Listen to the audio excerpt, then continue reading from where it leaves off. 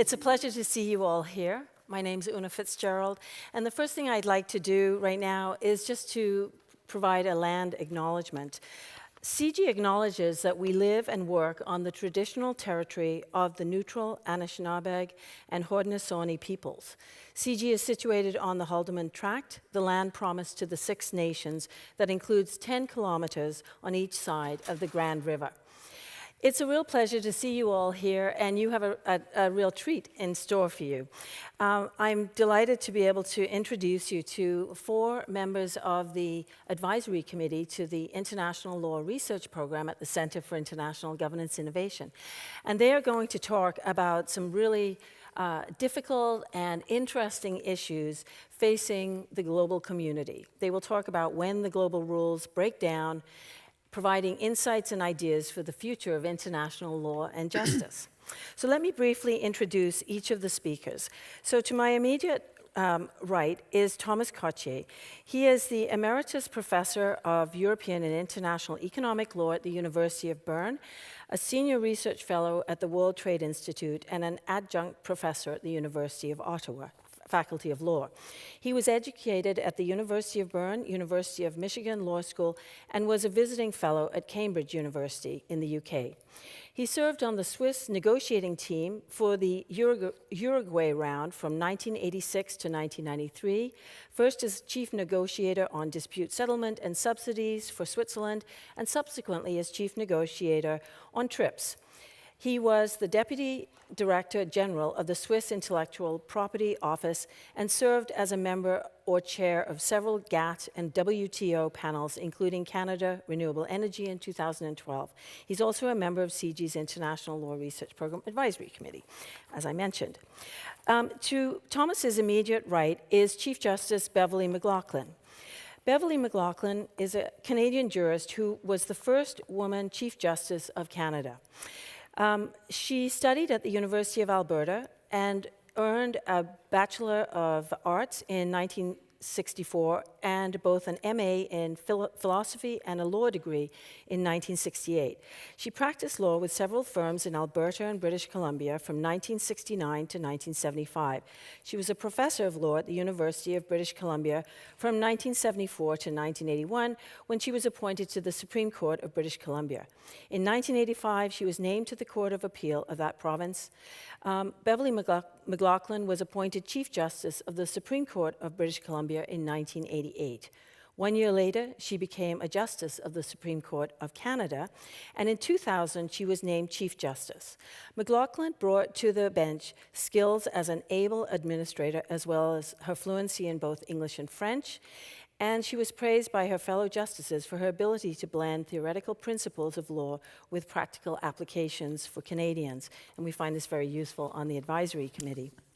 To Beverley McLachlin's right is James Sacaj Youngblood Henderson. James Sacaj Youngblood Henderson is an internationally and nationally recognized authority in Indigenous knowledge, heritage, and jurisprudence, constitutional rights, and human rights. He is a member of the Chickasaw Nation and Cheyenne Nation. He is the research director of the Native Law Centre of Canada and teaches Aboriginal law at the College of Law, University of Saskatchewan.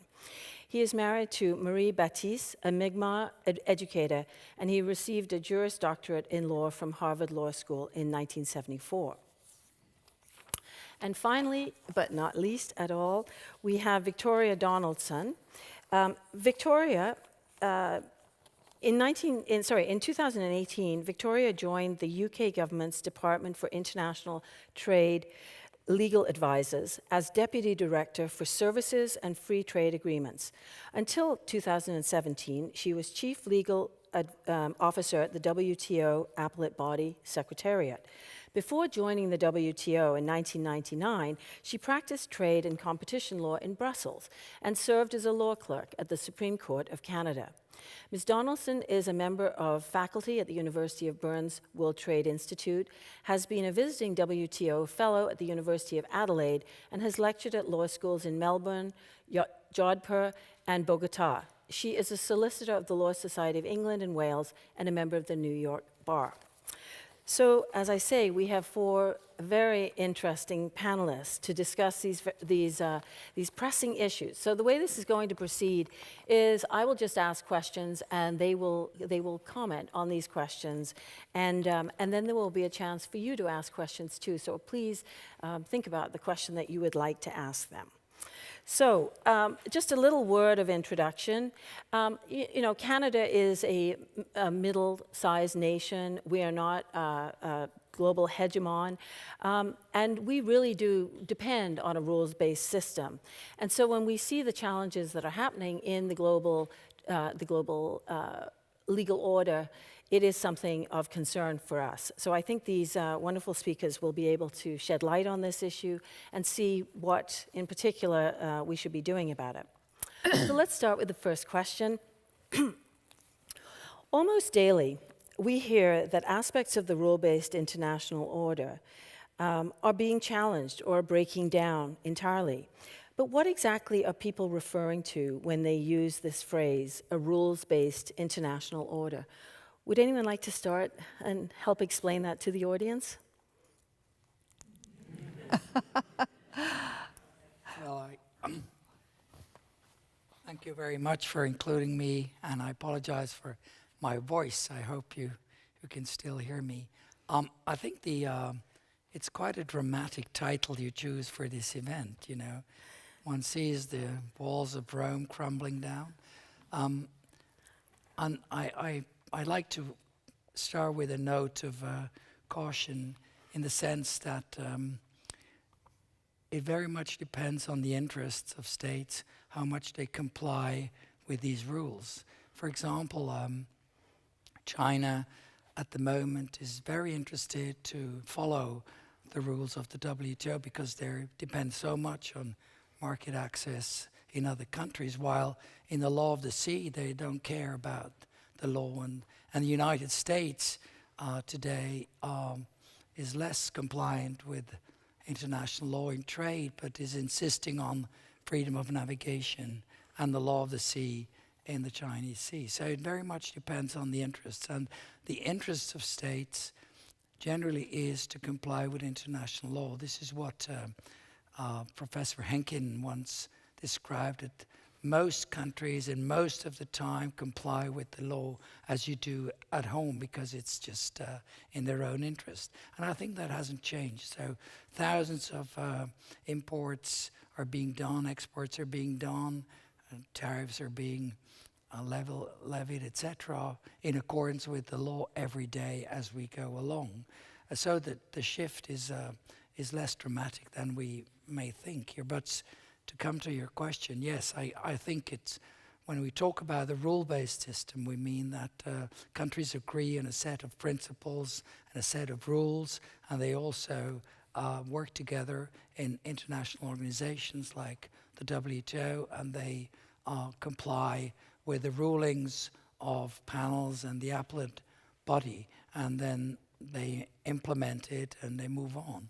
And today we have, for a number of reasons, we have this system challenged, particularly by the United States, blocking the appointment of appellate body members. So it's like the difficulty to appoint the bar, so it will not work. But also invoking very strange reasons for their policy measures, like national security to keep out German cars, which are partly even produced in the US.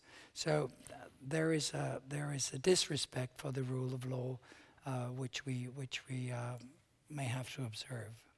Would anyone else like to comment? Well, Evelyn? I think you've done a wonderful job of setting out the situation as we see it now. But we have to remember, I think, that there's been huge growth in the international rules-based system. We now enjoy much broader, more complex constellation of rules in all areas that are by and large observed compared to any other time in history, I suspect. And we have to remember that this is quite unusual in human history, that historically, until the last 3 or 4 centuries, the sovereignty was the rule, with a few sort of treaties and trade arrangements to help along the national interests. So what we're doing here is what we've been doing over the last several hundred years, and it's really accelerated recently, is building a world order. And it would be over-optimistic to think that that could, with all the divergent interests in the world, become absolutely compliant and enforceable at our point. But I think we have made a great deal of progress. And I also wanted to say that although we've made a lot of progress, the international order is always in tension with the idea of sovereignty, national sovereignty. And so we can expect to see waves of times when sovereignty is valued, unilateralism is valued more, and then perhaps after a crisis or when things are looking bad, a greater emphasis on international rules. But I hope the track is generally upward. Mm-hmm. Sakesh, would you like to comment on this? Yeah, I think the key issue for me is always that this is a world order that's supposed to be built on consent. And consent used to be a very stable kind of concept of if you promise, you keep your promises and things like that. And all of a sudden, we're entering into another era where people are saying, I'm sort of consent, but I don't consent. I'm going to ratify an international obligation, but I'm not going to implement it. I'm just going to have it as a paper empire about my allegiance to a certain kind of ideas. And that's really been eroded in the last few, I would say, decades. The whole idea that if you agree to an international convention as a state, that you will go forward with full faith and implement it. And we find in the human rights phase in particular, there's a lot of Canada's signed on to a lot of human rights covenants that they've never implemented into their own law or have tried to. So that creates a feeling that the world order has a very thin kind of consent form to it, and people really don't have to comply if it's not in their national interest or even a specific interest. And that creates the illusion that the system's falling apart or needs to be reconstructed, but it is such a young reconstruction since World War II, and the values and the depth of rights and the international accords and declarations and treaties have become very complex, and it's hard to understand them all at once through some kind of synthesis that we're supposed to do in the legal profession. They just seem to be so fragmented, they open up a lot of holes to the idea of compliance and consent. Would you like to comment on this too? I think maybe picking up on some of these themes, I think the sort of desire in human society as a whole is to have an orderly, rules-based approach to the way in which we organize our daily affairs. And the difficulty is how you translate that into the broader global scene, in particular in an increasingly globalized world. And so when you talk about a rules-based international order, it's a question of who makes the rules and how the rules are made. And it's difficult sometimes looking at it from a domestic perspective to equate what we understand from a municipal or a provincial or a federal level into how things happen in the international sphere, and to be able to see whether it's feasible to have the same kinds of rulemaking processes, the same kinds of norms embedded in the rules, and the same kinds of enforcement of those rules. And generally in the international sphere, the way in which these things are organized looks very different. I would also agree with Thomas. I think that the question that's posed is quite dramatic, and states like people in society, most states want to have rules, and they want to and do abide by most of the rules most of the time, and I think that's true even now. It's just that in this fast-paced world, there are some fairly concerning examples of where the rules either can't be enforced or not being followed. And I'm sure we're going to get into some of the more specific ones. But I worked for a long time at the Appellate Body Secretariat at the WTO, and I think there are a lot of questions now as to whether that is an institution that is either in or on the verge of crisis because of failure to appoint the judges in the way that it was envisaged that they would, and they're part of the backbone of the system because they're the ones who are charged with interpreting the treaty that has been agreed and applying it. But just to say, I think trade, which is my background, fundamentally is about businesses and how they engage in commerce with one another across international boundaries, and what they want most of all in order to plan their business and plan their investments and plan their production is security and predictability according to the rules. And that's really what drives a lot of the construction of the world trading system, as exemplified in the multilateral sense by the WTO and its rules, but not only. So it's reassuring to hear that the whole system is not falling apart, although we do sometimes hear that these examples where one state is not following international law, they can be a precedent for other states to disregard law. So I'm just wondering, maybe you could talk a little bit more about who is challenging the international order. As I say, we sometimes see it's leaders of states that do it. Sometimes it's the people. There could be movements against some of the laws. And one could argue perhaps the Brexit vote was a bit like that, where people were thinking they were tired of being part of the European Union and reclaiming sovereignty, as Beverly McLaughlin was talking about. So I guess my question is, who is challenging this international order? And do you think it's actually healthy to have some reevaluation and revision of outdated rules? I mean, are the rules sometimes like a straitjacket for when the world is changing? So we're dealing with a rapidly changing world, and should we be experimenting more? Is it always possible to make laws through multilateral processes? Is it better to try bilateral approaches and that sort of thing? Many questions. You can pick one. Who would like to go? Thomas, or? Well,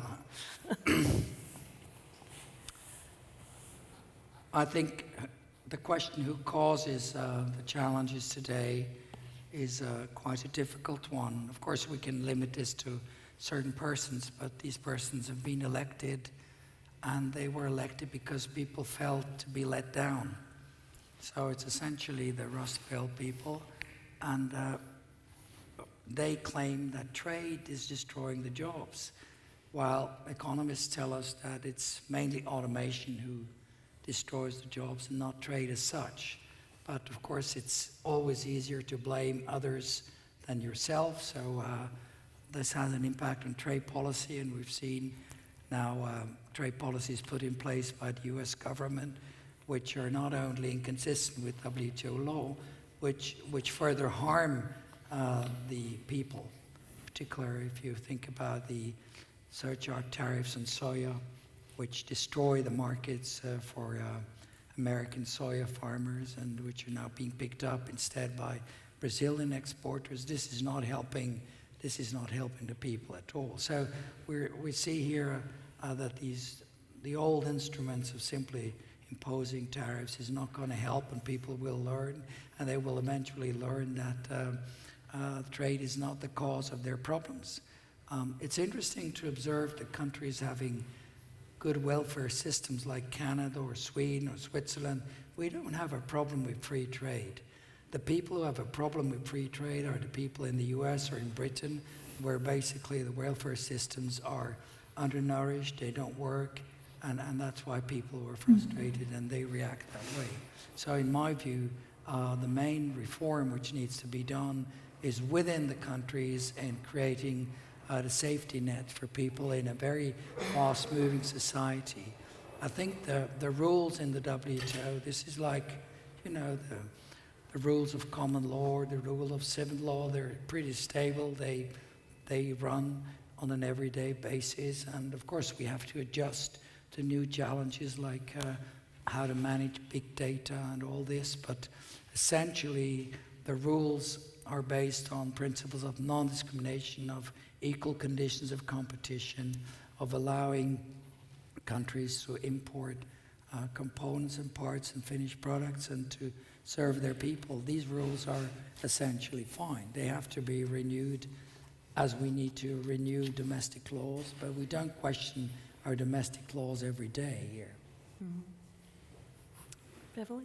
Well, I think that the bilateral is good if you're the United States, maybe good if you're the United States or China or something. You have some leeway because you have just so much power that you can negotiate one-on-one deals.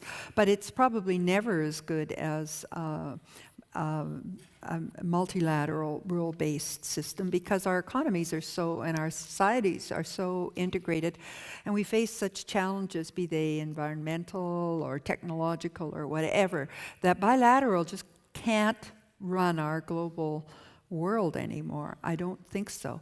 So while we may be going through, a phase when some big nations want to move alone or move toward bilateral, it can't be sustainable. It seems to me. So I'm hopeful that ultimately we'll get through this phase and renew. We get back on the track of strengthening. And I wanted to say about reform, that is definitely necessary in certain cases. The rules that were laid down 75 years ago after World War II don't deal with the challenges we face now, like the environment, technology, and the global economy. So obviously we have to contemplate reform, and that's very difficult because these negotiations involving so many countries are so difficult. And how we manage to get effective reform within the relevant time period is a real challenge. Sakesh? Well, I think one of the major impetuses for change with the structuring of the UN, based on an idea of self-determination, which is a decolonizing activity, has unleashed a whole different kind of law of nations. Sometimes it's called the law from below, but it's the peoples who have human rights now rising up and starting to assert their own position and their own interest in the international order. And I think that's something to be welcomed. It's still complicated. It's still at its very growing stages, but it doesn't necessarily conflict with national sovereignty, but it's a whole another form of self-determination and human rights that every other part of the UN structure has to now come to grips with. And it's the most notable exception for me is, of course, the Declaration on the Rights of Indigenous Peoples in the UN, which sets up a whole new inherent system of rights for people who are considered Aboriginal and have been ignored by the international system and the national system for a long time.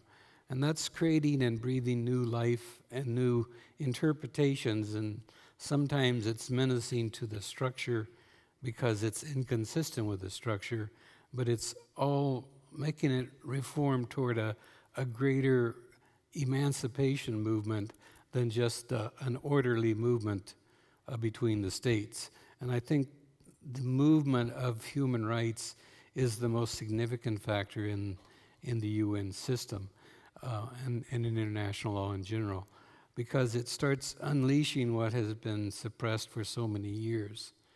And it is the only way we're going to get to the ultimate goal, which is not order per se, but peace and human dignity as the earmarks of all international law, as well as other forms of law. Victoria?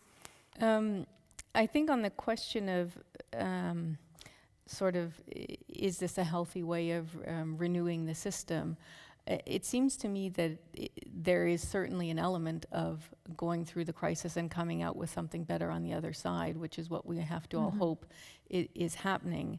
I mean, the reason that we have a rules-based system, whether nationally or internationally, is so that everyone is equal under those rules, and so that it eliminates the ability for a power-based dynamic, and so that the small and medium-sized countries can have an equal role, equal rights, and also equal obligations as compared to big, powerful states with whom they engage in trade or other international affairs.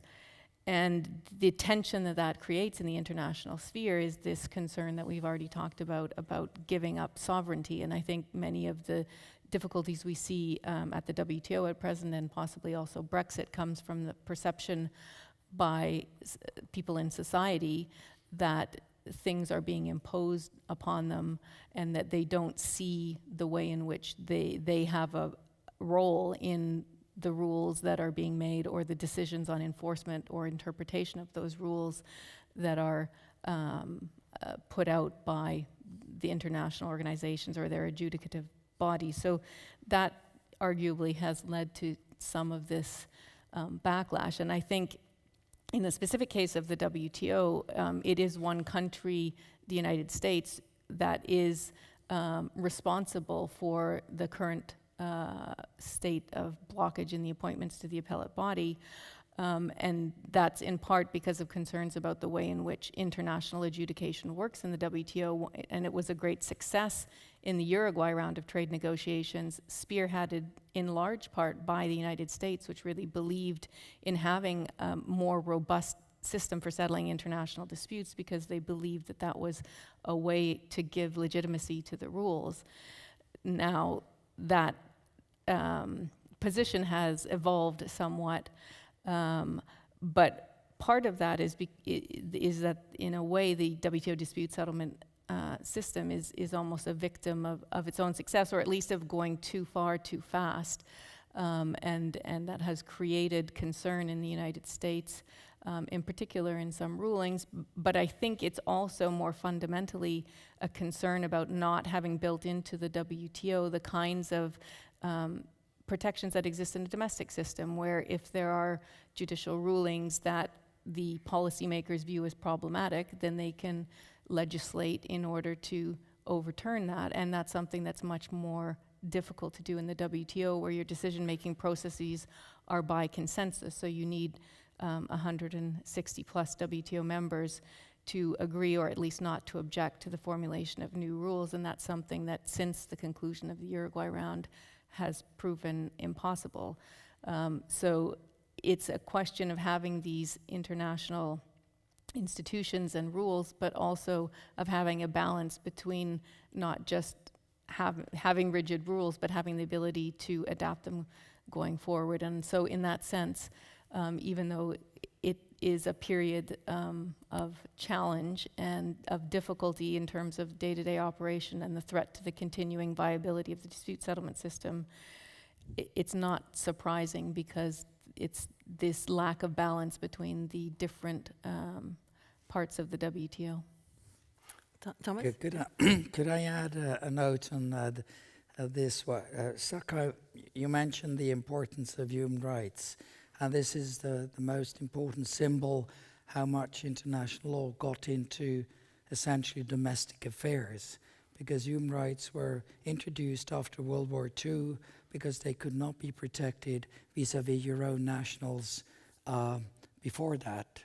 We only had diplomatic protection, but the international community could not intervene when the Germans prosecuted their own minorities and the Jews in Germany itself. So we moved into domestic law, and in the field of international economic relations, we've done that even more so.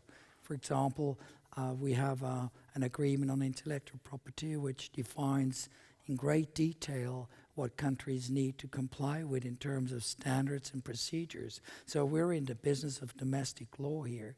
And why? The question is, why have we moved into this?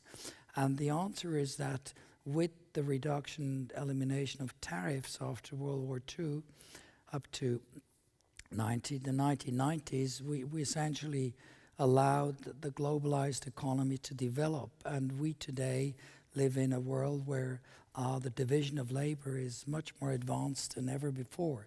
It's important to note that about 65% of all international trade is trading components, like you see it in the region here when in the car industry where parts are being shifted from Canada to the US back, etc. And that requires all a certain level of common rules and common standards, technical but also legal standards. And we have been moving into this, and that creates some challenges with sovereignty, because we're dealing with issues which before that were essentially matters for domestic legislators, and they varied, etc. Now we have to have a uniform standards. And the question is how much division of labor do we want? Do we want to cut back, as the current US government wants, to repatriate jobs by cutting down on the division of labor? Or do we want to move on with this and creating more competition, less expensive goods, more variety?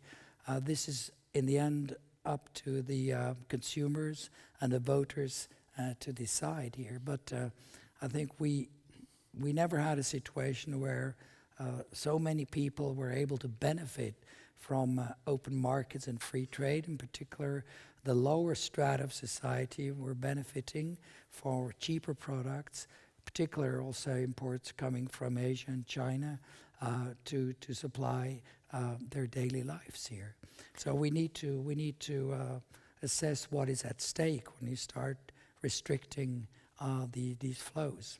And if we want to keep that level and the benefits, we also have to accept that we need a certain amount of common standards, and that's why we have to revise our perception of sovereignty, which traditionally have been, as you said, independence, self-determination, towards a system where sovereignty is more perceived as shared sovereignty, cooperative sovereignty, and this is what, of course, is the European Union is all about. And so in Europe, countries are a bit more advanced in that sense of having given up national sovereignty towards a newer European identity in return to all the benefits they get from these exchanges. It's interesting because that turns out to be one of the most difficult aspects of the whole Brexit process of negotiating a way out of the EU is when you have this very integrated trading system, not only components, but also services and e-commerce between the countries. So I just wanted to move the conversation to the whole issue of how technology may be another player in making it somewhat difficult, creating challenges for the international order. Could you talk a little bit about how technological advances are perhaps making it more difficult to draw a tight border around your sovereignty and that sort of thing?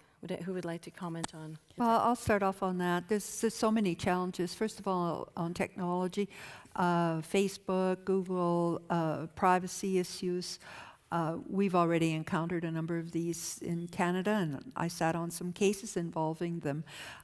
We have our own domestic rules to regulate things like defamation, pornography, and all sorts of other things dealing with communication and speech. And we also have IT rules and so on. And these national-based orders just don't help us when we're in these international situations. And similarly, artificial intelligence, we've just begun to think about how that's going to affect our legal system. Right now, if you drive a car and you're negligent and you injure somebody, the law will say you're responsible, and sometimes, if your conduct's been bad enough, say you committed a crime. But if the car is fully automated and there's no driver, who are you going to hold responsible, if anyone? And can the manufacturer, if you can trace the problem back to the algorithms that the manufacturer designed, say, no, my algorithms were fine, there was some intervening cause, the machine made the wrong choice, or the environment did it, or whatever. I think we're going to have to look at our basic rules, and I use the automobile just as one example, but we have artificial intelligence now developing to where machines are making new iterations of themselves and new rules. And then there's also a question of how this is going to interact with individual judgments. For example, in the legal profession now, there are artificial intelligence systems, basically algorithms, that have been self-correcting and developed to take over quite a bit of the work that young lawyers used to do in determining what documents are relevant for information. So you run it through the system, and that is your result. And now it's starting to enter judging. There are states in the United States where bail applications and sentencing, the judges are still in charge, but the judges are assisted by artificial intelligence that looks at the factors in the individual's background and makeup and tells the judge what the likelihood of reoffense is, or which person, what the result should be. Now, the judge can change that, but it's hard, and the studies are showing that 90% of the cases, the judges are accepting the machine's recommendations. So how would you feel if you're sent to jail for an extra 20 years because the machine made him do it? So this creates real interesting and challenging issues for the legal system. And these may involve discrimination, because the suggestion is that in the writing on some of these algorithms that are creating the answers for judges, that they are imposing discriminatory factors. They say, well, it's more likely if the person is black and this and comes from a certain area that they will reoffend, so don't give that person bail. We would never allow a human judge to do that. We say those personal characteristics should not inform the decision. So these are all interesting challenges. Victoria or Sakesh, would you like to add something on this? Well, I think just to say that, I mean, the digitalization of trade is having an enormous impact on the way in which trade is conducted. I mean, some of the things that Thomas has already talked about, the interconnectedness of global supply chains, much of this is effectuated digitally. And then there's a mixing up of some of the traditional understandings that we have of the difference between trade in goods and the trade in services. So if you order a book from Amazon, you're ordering a good, but you're also taking advantage of the service of the online platform and then the delivery service to your door. And so how in the future trade rules will deal with this. This is another example where the reality on the ground is evolving faster than the rules, and there's going to be a real challenge to try and have the rules keep up with it. And also, again, from a sort of sovereignty and border control point of view, you have much more questions for governments to deal with in terms of having packages coming over borders and dealing with things that are not always as visible at the border as they would have been in a traditional trade in goods. So this will give rise not only to difference in the way that trade is done, but in a difference of the rules that are needed to deal with that. And it's much more at pace as well, because now everything has to be just in time. If you order your book on Amazon, you want next day delivery. Everything happens at a much faster pace, and this also puts more pressure on the ways in which this can be regulated. Okay, can I Yes. add a word? I think it's fair to say that technology drives the law all the time, but paradoxically, our greatest challenge today is a past technology. This is all the CO2 emissions with the steam engines put into the sky, and all the shipping, etc. And I think the greatest challenge we face is to decarbonize our economy, and that goes way beyond trade, of course, into all kinds of areas which CG is working on in a wonderful program, but it also entails rethinking our trade rules to a considerable extent. And if we want to achieve these goals of getting to 1.5 Celsius increase limitation here, we have to introduce very drastic changes. And I think if there is one reason to dramatize today, you know, when you talk about breaking down the trade rules, there is the urgency of this is simply not discussed. It's even denied, and that's even worse here. But there are tremendous challenges to cope with the old technology and to clean up the place. And maybe if I can just add, I mean, I think there has been some progress, and it's one of the sort of relatively few successes of recent years at the WTO in terms of agreeing new rules. One of the things that was agreed was the agreement on trade facilitation, which is basically a sort of technical agreement about how you improve customs procedures at the border and make it possible for goods to cross over faster. And a lot of that involves speeding up processes using digital tools so that you only have to fill out one form online instead of filling out, 5 or 10 in paper form and handing them over when you arrive with your truck at the border. So there has been scope for the digitalization also to help those kinds of processes, but we still see its limits.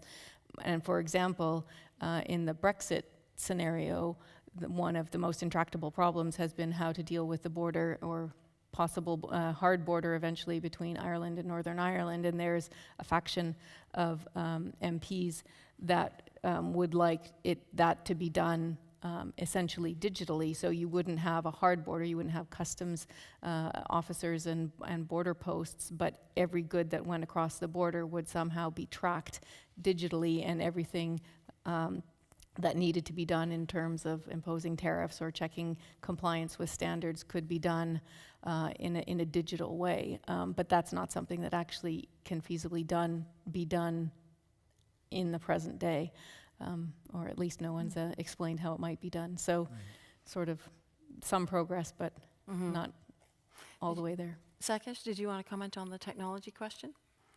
No, I think technology is so fast and so comprehensive, and technology has always changed the law of nations into something else, from the discovery of America to other things.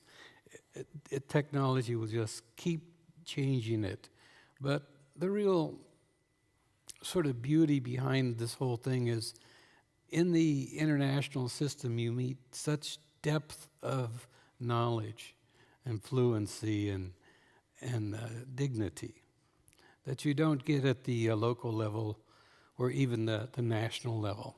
It's the quality of the people who are trying to figure out these problems that are always intractable and quick, and people demanding answers. And when you get the whole world actively working together, either with some disagreement or some tension, but just to see the human mind working on trying to solve the most intractable problems that technology and situations and other things bring to you, is the greatest sort of joy and the most alluring part of being part of all these organizations in the UN and things like that, is that you just can never discount the infinite creativity and problem solving of the legal profession and the business professions and the peoples. And it's just a marvel to experience and to have lived through in my parts of my life that test all your limits of your own diversity, your own tolerance, your own knowledge. But that's the real beauty of the international system as it works, trying to confront all these problems that even at the surface seem intractable. But as humans, we usually work out these problems. It may take a little bit of time, but we're not working as quickly as technology.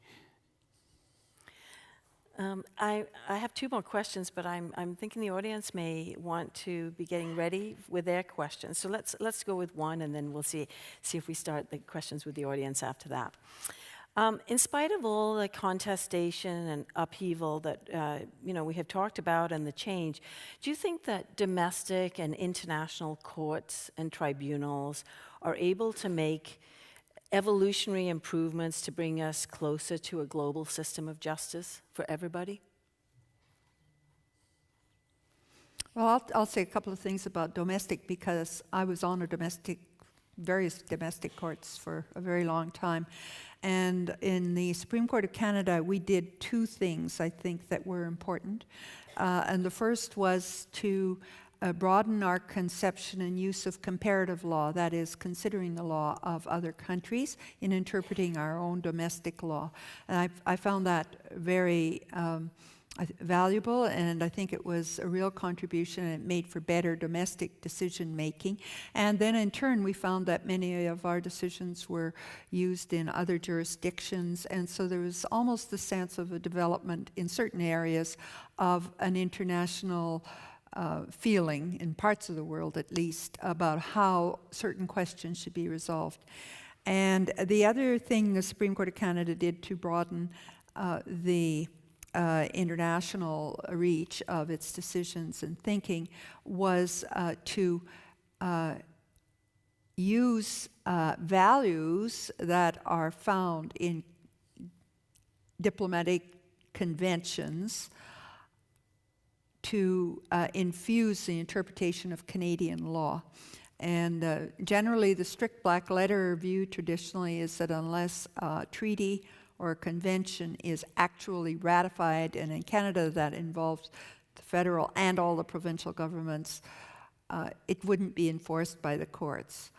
That was very difficult in Canada on many conventions. So courts, the Supreme Court of Canada started saying, well, if Canada signed it, that's enough to indicate enough assent to those values and those principles embodied in it that we will apply them in interpreting domestic law. And that was quite a radical advance, but advanced our domestic law in a way that it is more in line with international law. Anyone else? Thomas?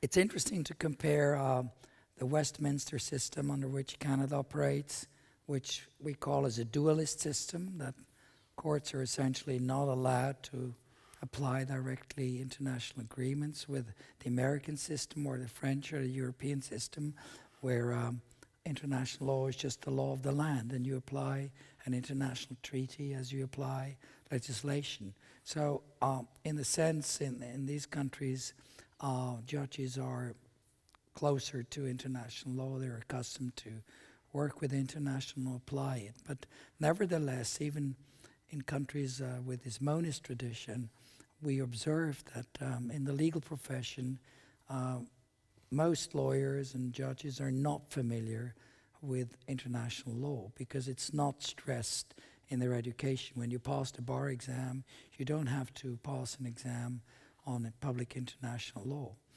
And when you start really studying public international law, like trade or environment and all, it's very complicated. It takes a lot of time. And most people just don't have the time because there are not the jobs there, and you can't make your living with it. So what we face is we often have in this complex world complicated cases with a lot of international dimensions, which is truly a challenge to the courts and the profession to cope with this here. And I think we need to rethink the way we train lawyers to prepare them in a better way for this globalized world, which is no longer the purely nation state under which the legal profession has been operating so far. Mm-hmm. So I think the challenge is mainly for professors, for law schools, to move this forward in order to be able to cope with these challenges we face. Sakesh, would you like to comment on that? Well, I think in general the whole greatness of the future relies in tribunals and courts coming to a whole new vocabulary about where society's going, that we're too dependent on sort of an older version from the 17th century of every problem. And we still have those categories, and the categories of international and domestic are very porous now, and they go up and down like elevators and sometimes like silos. But nevertheless, they're connected, and they're talking, and they're responding, and they're changing. And all of this will eventually come to the tribunals and the courts as different arguments and different things that they'll have to weigh. But that's really one of the greatest parts of the international arena and order, is creating a new planetary justice system that works according to what people believe is fair and equitable for everyone. And that's going to be a marvelous achievement. It's not going to be an easy achievement, and it's not going to be done quickly, but the whole future of it depends on that, because those judicial decisions, one way or the other, in tribunals or courts, will influence the rest of the nation-state actors about what should be the best course to reach a more just society. Whether they comply with it or not is always a question of every court system, but it's at least a site of some very deep and perplexing and problem-solving approaches to what is now called justice. Did you add? And, well, yeah, I would just Right. sort of say a strong yes to your question about whether there's still value in having these decisions.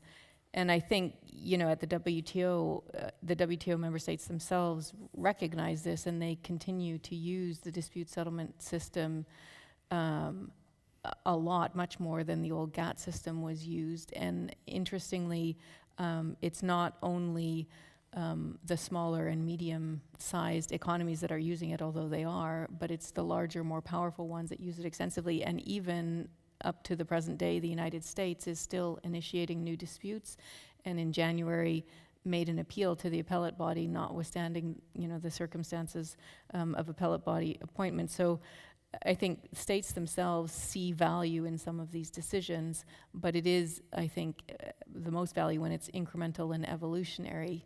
And it does now, most disputes these days aren't about tariffs and things like that. It's what Thomas said, it's about issues behind the border, and that's much more sensitive in terms of regulatory issues. And every dispute is about, is this a protectionist measure, or is it a legitimate domestic policy measure? And that's something that's very difficult to unpick. And, you know, sort of an example in the Canadian sense was the country of origin labeling case, where the question was whether or not American rules on how you label the origin of your beef and lamb were a protectionist measure to protect local beef and lamb farmers, or whether they were legitimate labeling requirements in order to help consumers understand what it was that they were eating.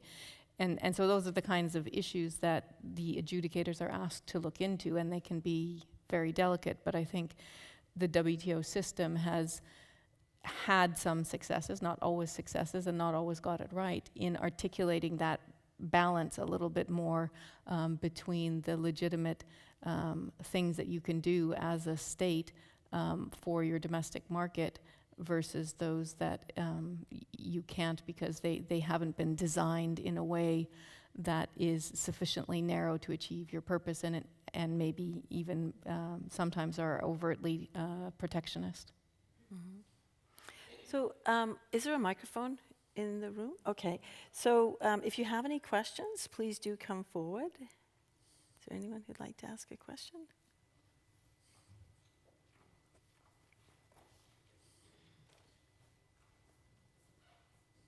We have 2 mics. Okay. So let's hear both questions, and then we'll deal with both. Okay. Thank you so much for coming. I'm really honored that you're all here.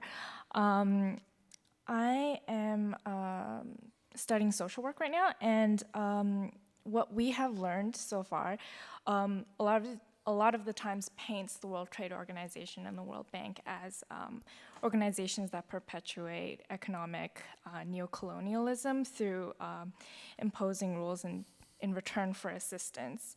And what we've been taught is that this insistence on frugal fiscal responsibility and free trade has sometimes led to the increased poverty of the people. And in social work, we're constantly fighting against neoliberalism as like somewhat of an enemy of human rights in terms of dignity and economic rights of housing, food, shelter, education, and so on and so forth. And I really want to understand how international law and how international agreements really do what's being done to essentially protect the human rights of the nations involved. Thank you for the deep question. And over here. Thank you very much for your comments this evening. I'm a PhD candidate here at the Balsillie School of International Affairs, and I would like to address a different body of international law, and that relates to war and peace. So last week was the 70th anniversary of NATO. 20 years ago, NATO, including Canada, started bombing Serbia. These were illegal airstrikes with no UN authorization from the Security Council. They were considered war crimes because they targeted civilian infrastructure and killed hundreds of civilians.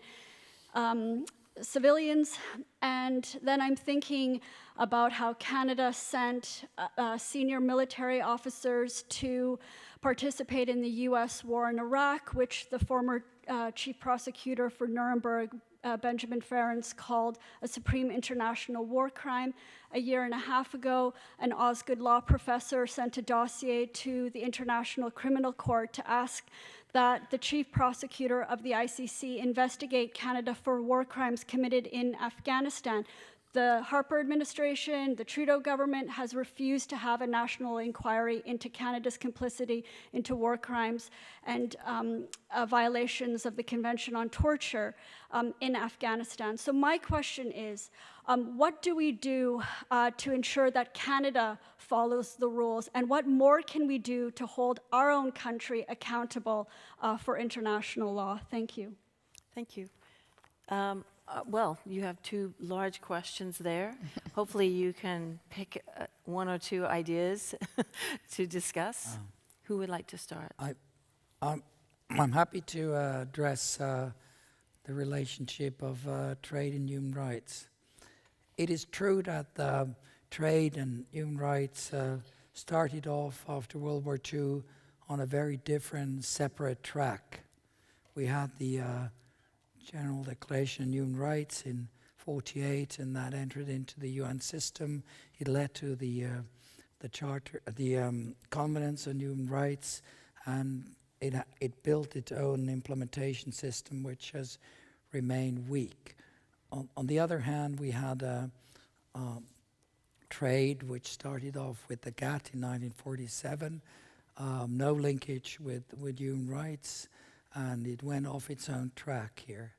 And it was only in the 1990s that scholars started to ask questions about the interaction between trade and human rights here, because increasingly, as we moved into domestic affairs, trade questions touched upon human rights issues, and the critical moment was when the obligation to patent pharmaceutical products was adopted in the Uruguay round, and India and Brazil had to implement this in 1995.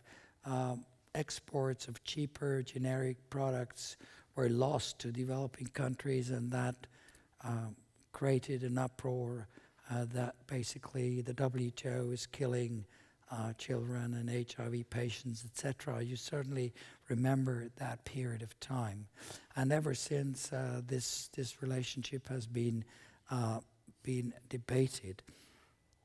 And in the case of TRIPS, with the patent issues. A solution was found, and today India and Brazil and others are allowed to export generic drugs to these countries, and the prices essentially come down. My point is there has been indirect effects by human rights on shaping the trade rules here. There are other cases which we could cite about having some impact in China when we talk about censorship. But generally, the linkages is not done explicit, and we've never seen a case where a country has challenged a measure being incompatible with human rights. But I think perhaps the more important effect is really the economic effect on human rights. I think trade liberalization and the way we described it in this discussion, of course, has lifted millions of people out of poverty. And even if we discount China, which has the bulk of that success, where most people are better off than they were 20, 30 years ago, you can go to other countries as well. And that has been a real improvement of the human rights condition of countries, of people here, in terms of social and other conditions here. So I think when we talk about the relationship between the two, we have to take into account the legal side on the one hand, but also the economic relationship, I think, where trade has by and large been beneficial for human rights. Of course, there are still problems, but the problems are perhaps more in the field of investment, where we have a lot of foreign direct investment, resource extraction, which is violating the rights of indigenous local peoples, etc. We also have it in trade when we talk about cheap labor and salaries and exploitation. I don't deny that, but generally speaking, people are better off today thanks to these economics, also in the field of human rights. And I guess if I can add in as a moderator, there's a lot of movement right now to try and make trade more inclusive by looking at the dimension of involving Indigenous people in trade. That's been part of the Canadian government's agenda, and also worldwide there's been a lot of interest in greater inclusion of women in trade to increase that economic advantage that you're talking about. So sorry, I took my... No, that's Does anyone want to comment on these questions? Any more on the question of the socio-economic dimension of justice? Does anyone want to comment on that? And then we can try the second question. It just seems to me that there's a pretty strong case, as you've said, to be made for the fact that international trade rules and certainly international human rights rules have greatly improved the lives of many millions of people. Do they work perfectly? No.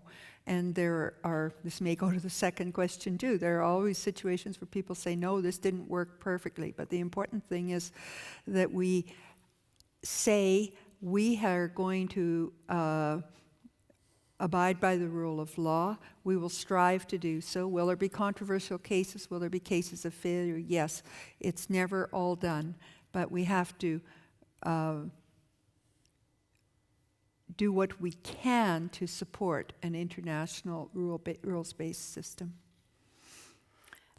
So perhaps turning to the second question, obviously there were a lot of different scenarios that were presented there, but I think the basic element of the question was, how does one hold a government to account for its international its compliance with international law? Does anyone want to comment on that question? Well, there's a couple of ways, I guess, depending on the nature of the question. There are international tribunals, and we know many of them through the UN and otherwise. There are trade tribunals, other things. And then ultimately, if it's an internal question, there's the political process. Fortunately, in Canada, we can hold governments to account. And there are also cases where it will become a dispute in a domestic court as well, Absolutely, right? absolutely. It can be adjudicated. Would anyone else, Victoria, like to comment on that? Or? I mean, I think essentially it's a transparency in the political process and just sort of making Canadians aware of what the rules are and what the situation is, and that can give the opportunity to influence the policymakers and to affect change in that way. Also at the international level, there are some opportunities and some organizations that will allow representations by non-state actors. It's the exception rather than the rule, but there are some opportunities. And this wasn't exactly the question asked, but in the trade field, some countries also have possibilities for direct petition to the government to ask them to take action in an international organization. And we have seen instances of corporations in countries other than their own, where they have presence there, asking other governments to take action against the government that is not acting in the way that they want them to. So, I mean, there are ways, but it's not always easy in a sphere where most of the rights are given to states still, but that's changing. Did you want to comment? Yeah, I'd like to make a comment because I see this in a more positive way. I mean, the NATO bombing of ex-Yugoslavia was really due to the stalemate in the Security Council, and there was a risk of genocide, and so NATO decided to go on unilaterally. And Canada was part of that, but I think what Canadians should be proud about is that up on this, the Canadian diplomacy, they developed the concept of responsibility to protect, R2P, and that is a Canadian initiative which was brought into the UN system, which essentially obliges countries to act under certain conditions and not simply to sit there and may act if it's in their own interest here. This is a very admirable initiative because it takes courage to propose that, because most governments will respond that this is too idealistic and it's not going to work. But building up on R2P, we today propose duties to act, for example, under the doctrine and the principle of common concern of humankind. So in this debate on climate change, we're moving into asking countries, you are obliged to act. It's not just your right. So this goes back to this NATO intervention in the end of the day. And of course you can have a narrow view saying you can't apply force even in a case of genocide if there's no agreement in the Security Council, no majority. Or you can take another view and say primarily it was about protecting people from genocide, and then you act. And I wanted to answer in a more positive note and simply saying how can you hold your government accountable. I think the government in this case here, in my view, was accountable to human needs. Great. Maybe we have time for one more question. Yes. Thanks so much for your presentations. I think I want to speak a little bit to the consent idea. Although I'm not a lawyer, I've spent most of my adult life working on the civil society side of human rights, indigenous rights, and disarmament.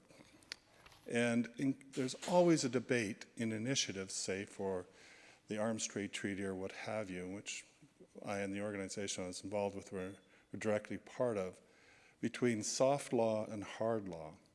And the hard law is compliance and treaty signing and ratification. The soft law is lobbying something out there and trying to shame the people who don't want to, shame the states who don't want to go along with it. I'm just curious if we see a preponderance of one or the other, or is it case by case when you look at those options? Who would like to take that on? Sakesh, did you want to comment on soft law versus hard law and how they move things? I think that this is one of those distinctions that really makes no sense.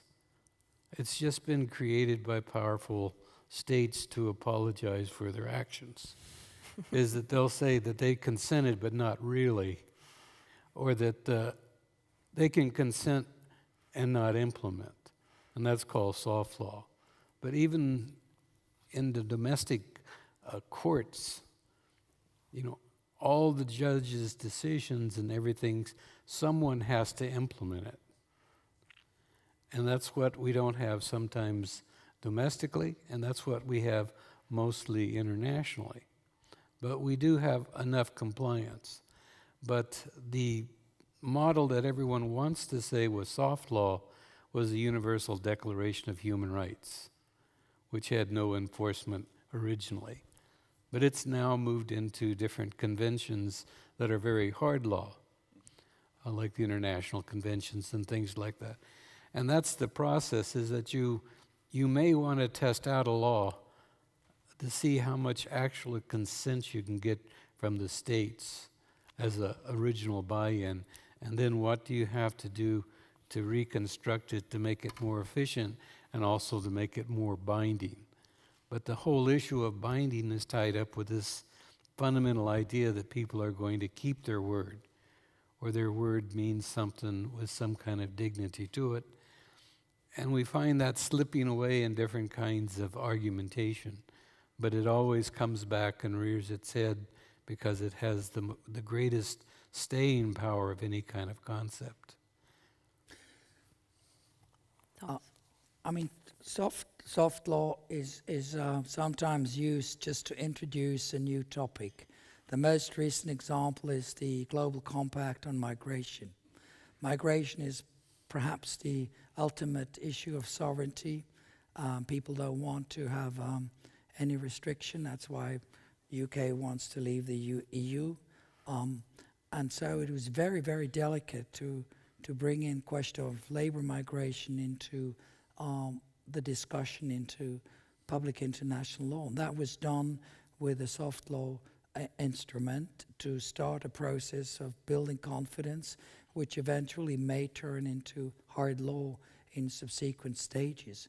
But I agree it's difficult to distinguish hard and soft law, because even if you use a soft law instrument, you make a promise to do something. And if you promise, then you act to the contrary and somebody's harmed, you have a question of estoppel.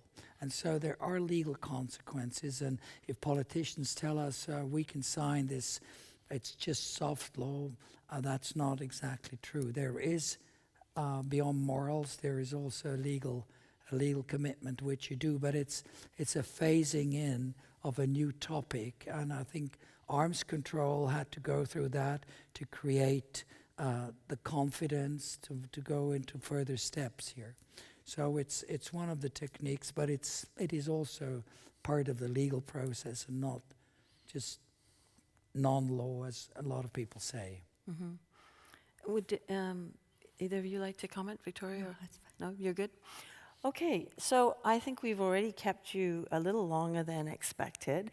So if you would join me in thanking these wonderful speakers, and then I think Rohinton is going to say a few words. Or do you want to do that first? Turn to you. There's no rule of law here. Any way you want, it's fine with me. No, by way of closing, just let me make one or two points. We live in daunting times, right? I mean, we have issues of long-standing, such as refugees, on which we really don't have global rules of the game. We have other issues on which we have rules of the game, but as we've heard, they might be eroding for good reasons and not so good ones. People are either choosing to opt out of them, or in some cases the issue changes, such as trade in tasks as opposed to trade in goods. And then we have newish issues like climate change, on which the rules are being developed, but not as quickly as the issue progresses. And finally, we have brand new issues, such as the governance of new technologies, on which we're nowhere near where we should be, and technology will always be one step ahead. And this in many ways demonstrates why we're all here and why my colleagues are here. CG, and especially its law program, has been and is working on all of these issues. In fact, what you saw this afternoon is an example of the good counsel and deep thought that we receive from our International Advisory Board. So thank you all for joining us this afternoon. Thank you for your association with CG.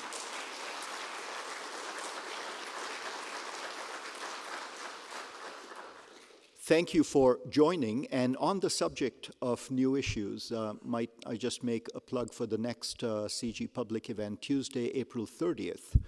We're screening a film followed by a panel discussion. The film is called Netizens, and those of you that might have read about it would know it's a very interesting film about cyberbullying. It's an interview with 3 women who were the victims of online bullying, and it then goes into exactly the kinds of issues we were talking about. Is when it's cross-border, what do you do, and what kinds of rules do countries and inter-countries create to deal with this very new kind of national and global problem.